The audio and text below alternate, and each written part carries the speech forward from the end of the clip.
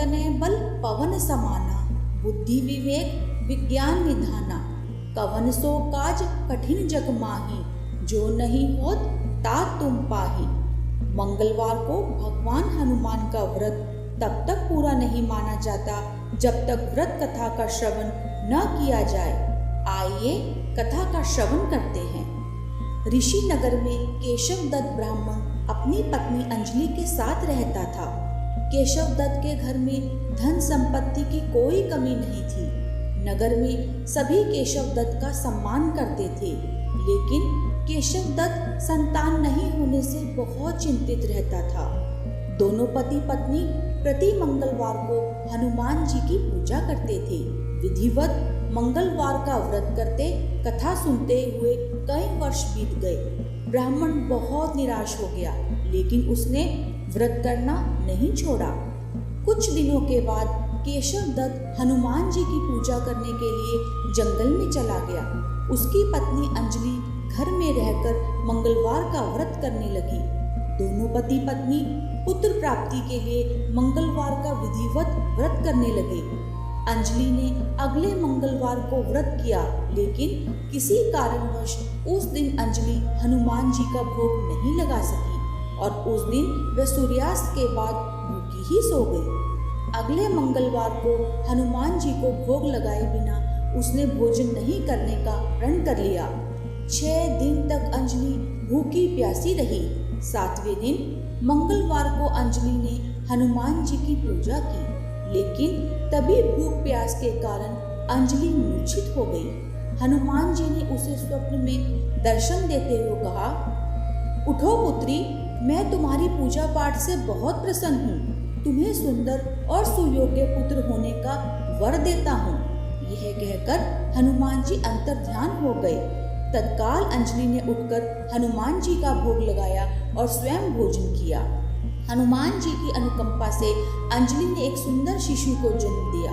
मंगलवार को जन्म लेने के कारण उस बच्चे का नाम मंगल प्रसाद रखा गया। कुछ दिनों बाद अंजलि का पति केशव दत्त भी घर लौट आया। उसने मंगल को देखा तो अंजलि से पूछा, ये सुंदर बच्चा किसका है? अंजलि ने खुश होते हुए हनुमान जी के दर्शन देने और पुत्र प्राप्त होने का वरदान देने की सारी कथा सुना दी, लेकिन केशव दत्त को उसकी बातों पर बिल्कुल विश्वास नहीं हुआ। उसके मन में पता नहीं कैसे ये कलुषित विचार आ गया कि अंजलि ने उसके साथ विश्वासघात किया है। अपने पापों को छिपाने के लिए अंजलि झूठ बोल रही है। केशव दत्त ने उस बच्चे को मार डालने की योजना बनाई। एक दिन केशव दत्त स्नान के लिए कुएं पर गया। मंगल भी उसके साथ था। केशव दत्त ने मौका देखकर मंगल को कुएं में फेंक दिया और घर आकर बहाना बना दिया कि मंगल तो कुएं पर मेरे पास पहुंचा ही नहीं। केशव दत्त के इतने कहने के ठीक बाद मंगल दौड़ता हुआ घर लौट आया। केशव दत्त मंगल को देखकर बुरी तरह हैरान हो उठा। उसी रात हनुमान जी ने केशव दत्त को स्वप्न में दर्शन देते हुए कहा, तुम दोनों के मंगलवार के व्रत करने से प्रसन्न होकर पुत्र जन्म का वर मैंने दिया था, फिर तुम अपनी पत्नी पर शक क्यों करते हो? उसी समय केशव दत्त ने अंजलि को जगाकर उससे क्षमा मांगते हुए स्वप्न में हनुमान जी के दर्शन देने की सारी कहानी सुनाई। केशव दत्त ने अपने बेटे को हृदय से लगाकर बहुत प्यार किया। उस दिन के बाद सभी आनंद पूर्वक रहने लगे।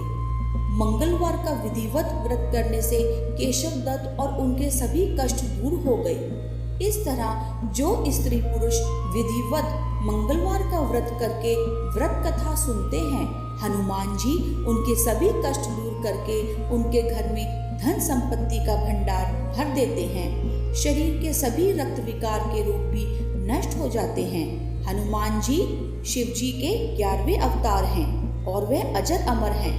वे हर युग में अपने भक्तों की समस्याओं का अंत करते हैं।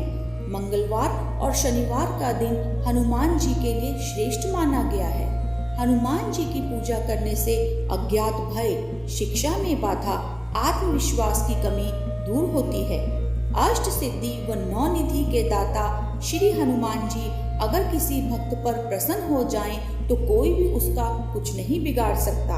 यदि आपको मंगलवार व्रत कथा श्रवण करके दिव्यता और आनंद की अनुभूति हुई है तो कमेंट बॉक्स में जय हनुमान जय बजरंगबली अवश्य लिखिए।